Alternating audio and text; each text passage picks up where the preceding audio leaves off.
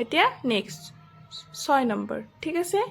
0.345 45ৰ ওপৰত কি আছে বাৰ আছে তো পইণ্টৰ আগফালৰটো এনেকৈ প্লাছ কৰি দিলোঁ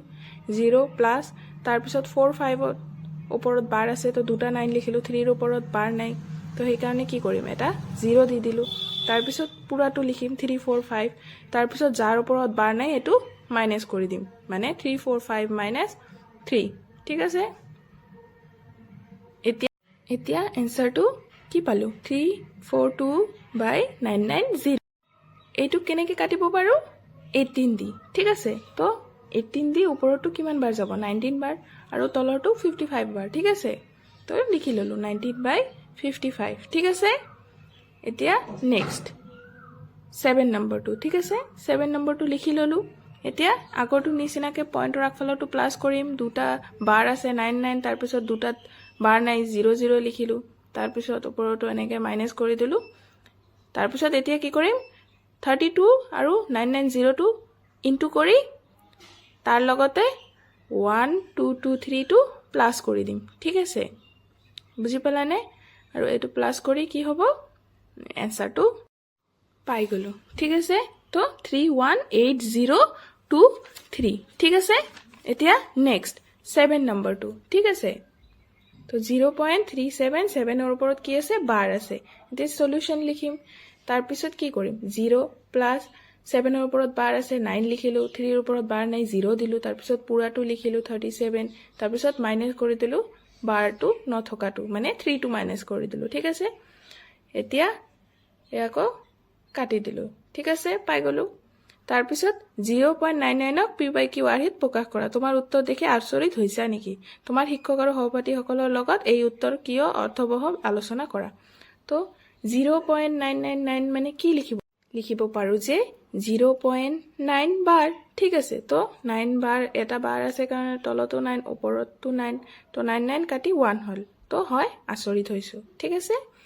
5 নম্বৰটো কি দিছে 1/7ৰ দশমিক বিস্তৃতিৰ পুনৰাবৰ্তিত গোটত আটাইতকৈ বেছি কিমানটা অংক থাকিব হৰণ পদ্ধতি অৱলম্বন কৰি উত্তৰৰ সত্যতা পৰীক্ষা কৰা তো আমি কি কৰিম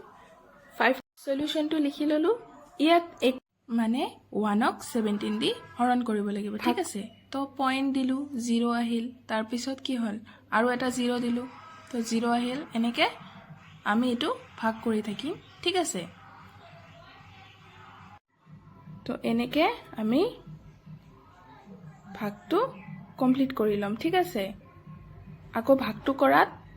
ভুল নকৰিবা দেই ভালকৈ চেক কৰি ল'বা ঠিক আছে চেক কৰিহে এইটো বহাবা ঠিক আছে মানে ভালকৈ কৰিবা ভাগটো কাৰণ ভাগটোৱে মেইন আৰু এই অংকটো ঠিক আছে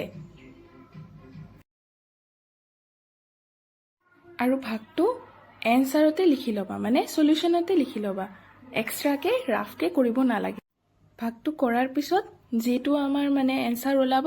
এইটোৱে ডাইৰেক্ট লিখি দিলে হ'ল তাতে আকৌ বেলেগ একো কৰিব নালাগে আমাৰ ঠিক আছে এইটো ভাগ কমপ্লিট হোৱাৰ পিছত যেটো এনসাৰ হ'ব এইটোৱে এনসাৰ হ'ব ঠিক আছে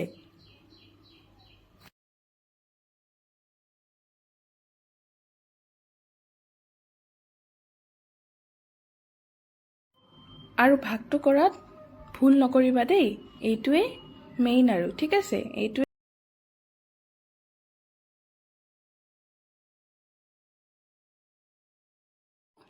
আমি আকৌ 1 পাই গ'লোঁ তাৰ মানে এইটো ৰিপিট হৈ থাকিব তো আমি এনেকৈ ডাইৰেক্ট 1/17 লিখি এনসাৰটো লিখি ল'ম ঠিক আছে আৰু এনসাৰটো কি হ'ব আমাৰ ৰিপিট হৈ থাকিব এইটো বাৰ দি দিবা ঠিক আছে এতিয়া 6 নম্বৰটো যদি p আৰু q অখণ্ড সংখ্যা যাৰ 1ৰ বাহিৰে অন্য সাধাৰণ উৎপাদক নাই তেনেহলে p/q is not equal to 0 আৰ্হিত থকা বিভিন্ন পৰিমেয় সংখ্যা লোৱা যিবিলাকৰ দশমিক বিস্তৃতি পৰিসমাপ্ত আৰু পৰ্যবেক্ষণ কৰা কিউৱে কি ধৰ্ম সিদ্ধ কৰিব অনুমান কৰিব পাৰিবানে তো আমি কি কৰিম এইটো সলিউশন লিখি কি কৰিম 3/4 এনেকা ল'ব পাৰোঁ আৰু কি ল'ব পাৰোঁ 9/10 ল'ব পাৰোঁ 7/8 5/6 হয়নে তো আৰু এটা কথা সলিউশনটো তলৰ লিখি ল'ম ঠিক আছে যে 3/4 9/10 7/8 5/6 ঠিক আছে লিখি ল'লোঁ আৰু এইটো ভাগ কৰি কিমান হয় এইটো লিখি ল'ম ঠিক আছে এতিয়া 7 নম্বৰটো তিনিটা সংখ্যা লিখা যাৰ দশমিক বিস্তৃতি অবিৰত আৰু অপুনৰাবৰ্তিত অপৰিসমাপ্ত আৰু অপৌন পৌনিক ঠিক আছে সৰি এইটো মই 8 নম্বৰ দি দিছো এইটো 7 নম্বৰ হ'ব দেই মই এইটো ভুলতে দি দিছো 8 নম্বৰ বুলি ঠিক আছে তো 7 নম্বৰত আমি কি লিখিব পাৰো 5/7 লিখিব পাৰো 9/11 লিখিব পাৰো তাৰ পিছত 7/8 লিখিব পাৰো ঠিক আছে তো এইবিলাক অকল কি কৰিবা তোমালোকে ভাগ কৰি এনসাৰটো লিখি দিবা এইটোৱে হৈ যাব আৰু বেলেগ একো কৰিব নালাগে মানে আমাৰ দশমিক বিস্তৃতি অবিৰত আৰু অপুনৰাবৰ্তিত এনেকা সংখ্যা লিখিব লাগে তো আমি এনেকে লিখি ললো ঠিক আছে আৰু হৰবিলাক ডাঙৰে লবা তেতিয়াহে দশমিক বিস্তৃতিটো অপুনৰাবৰ্তিত আৰু অবিৰত আহিব ঠিক আছে এতিয়া 8 নম্বৰ 5/7 আৰু 9/11 ৰ মাজত থকা তিনিটা ভিন্ন অপৰিমেয় সংখ্যা উলিওৱা তো আগত যেনেকৈ পৰিমেয় সংখ্যা উলিয়াইছো এতিয়া কি কৰিম আমি অপৰিমেয় সংখ্যা উলিয়াম ঠিক আছে তো আগতে আমি কি কৰিম এইটো ভাগ কৰি লম 5/7 ভাগ ঠিক আছে তো আমি কি কৰিম আগতে 5/7 ভাগ কৰি লম কিমান হয় আৰু 9/11 ভাগ কৰি লম কিমান হয় তাৰ পিছত এতিয়া লিখিম যে তিনিটা সংখ্যা যাৰ দশমিক বিস্তৃতি অবিৰত আৰু অপুনৰাবৰ্তিত তো কি লিখিব পাৰো যে লিখিব পাৰো আমি তো লিখিম আমি